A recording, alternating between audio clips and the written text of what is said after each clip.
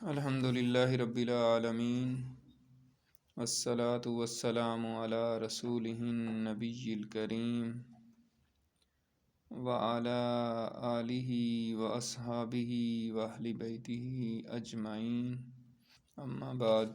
آج ہم ریاض الصالحین کا باب نمبر 123 مطالعہ کریں گے۔ ہم نے پچھلے باب میں مطالعہ کیا تھا کہ مردوں کے لیے ریشم اور سونا حرام ہے۔ تو اسلام کی تعلیمات جو ہیں بالکل ہارڈ اینڈ فاسٹ نہیں ہوتی، کہیں کہیں ایکسیپشنل کیسز بھی ہوتے ہیں۔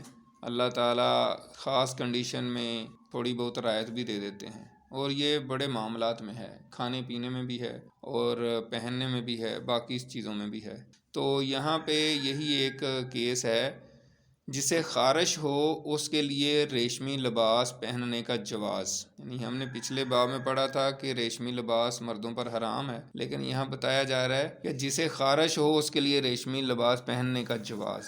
حدیث ہے، حضرت انس رضی اللہ تعالیٰ عنہ سے روایت ہے کہ رسول اللہ صلی اللہ علیہ وآلہ وسلم نے حضرت زبیر اور حضرت عبد الرحمن بن عوف کو ریشم کا لباس پہننے کی رخصت دے دی تھی، کیونکہ ان دونوں کو خارش تھی۔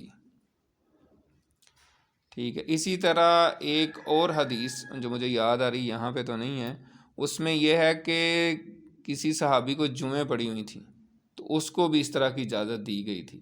تو اسپیشل کیسز میں اجازت ہو سکتی ہے۔ فائدہ میں انہوں نے لکھا ہے، اس سے معلوم ہوا کہ خاص ضرورت کے وقت مردوں کے لیے ریشمی لباس پہننے کی اجازت ہے، جیسے خارش کی بیماری میں۔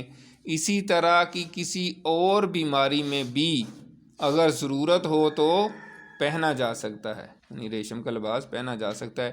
اسی طرح گرمی سردی کی شدت سے بچنے کے لیے کسی کے پاس سوائے ریشمی لباس کے اور کوئی کپڑا نہ ہو تو اس کے لیے بھی اس کا جواز ہوگا۔ یعنی اسلام دیکھتا ہے کہ فرسٹ پریارٹی کیا ہے۔ یعنی اگر دیکھیں جان بچانی ہے تو پھر یہ نہیں کرتا اسلام کہ نہیں بس تو مر جا لیکن میں تمہیں اجازت نہیں دوں گا۔ جیسے کھانے پینے کے حوالے سے میں نے بتایا ہے کہ مردار بھی پھر کھانے کی اجازت ہے، لیکن اتنا کھانا ہے جس سے بندہ زندہ رہے۔ اس حوالے سے اگلا باب جو ہے وہ بھی ہم مطالعہ کرتے ہیں، چیتے کی کھال پر بیٹھنے اور اس پر سوار ہونے کی ممانعت کا بیان۔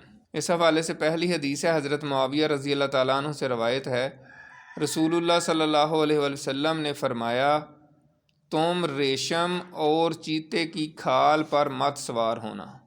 یعنی ریشم جس پر پڑا ہو اس پر بھی سوار نہیں ہونا، اور چیتے کی کھال اگر وہ ہے تو اس پر بھی سوار نہیں ہونا، یعنی سواری کے اوپر، یعنی سیٹ پہ بھی ہو سکتی، جیسے گاڑیوں کی سیٹیں ہوتی ہیں، یا پہلے گھوڑے تھے یا اونٹ تھے ان کی جو اوپر کجاوا بناتے تھے، یا اونٹ جو گھوڑے کی ہوتی ہے زین جو کستے ہیں جس پہ بیٹھ کے سفر کرتے ہیں، تو وہ اگر چیتے کی کھال کی بنی ہو یا ریشم کی تو اس پر سوار نہیں ہونا۔ اسی طرح اگلی حدیث ہے اس باب کی، حضرت ابو ملیح اپنے باپ سے روایت کرتے ہیں کہ رسول اللہ صلی اللہ علیہ وآلہ وسلم نے درندوں کی کھالوں کے استعمال سے منع فرمایا ہے۔ یعنی پہلے تو ہم نے چیتے کی بات پڑھی ہے، تو اس میں ایک مطلب کیٹاگوریکلی ایک جو ہے نا چیز بتا دی گئی ہے کہ درندہ کوئی بھی ہو، خواہ وہ شیر ہے، چیتا ہے، بھیڑیا ہے، اس طرح کوئی بھی درندہ جو ہے اس کی کھال جو ہے وہ استعمال نہیں کرنی۔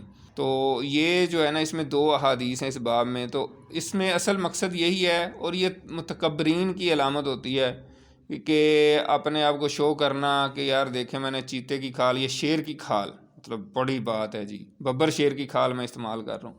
تو اس طرح کی چیزیں جو ہے نا اسلام کو ناپسند ہے، اور ویسے بھی جو چیز یعنی جو درندہ ہے اس کو کھانے سے کیوں منع کیا ہے؟ یہ تو ابھی کھال استعمال کرنے سے منع کی بات ہے، کھانے سے کیوں منع کیا ہے؟ اس پہ مفسرین نے محدثین نے جو بیان کیا ہوا وہ یہی ہے کہ اس جو بھی چیز ہوتی ہے اس کا کچھ نہ کچھ اثر انسان کے اوپر آتا ہے۔ جو بھی خوراک ہم کھاتے ہیں، تو درندوں کا اگر گوشت کھائیں گے تو بندے کے اندر بھی درندگی آنے کا خطرہ ہوتا ہے۔ جو چیز آپ کھاتے ہیں اس کا کچھ نہ کچھ ایفیکٹ ضرور آتا ہے انسان کے اوپر۔ تو ایسے پھر جانور جو ہیں جو بہت ہی خطرناک ہے وہ پھر اس سے اوائڈ کیا ہے، باقی چیزوں کو اجازت دی ہوئی ہے۔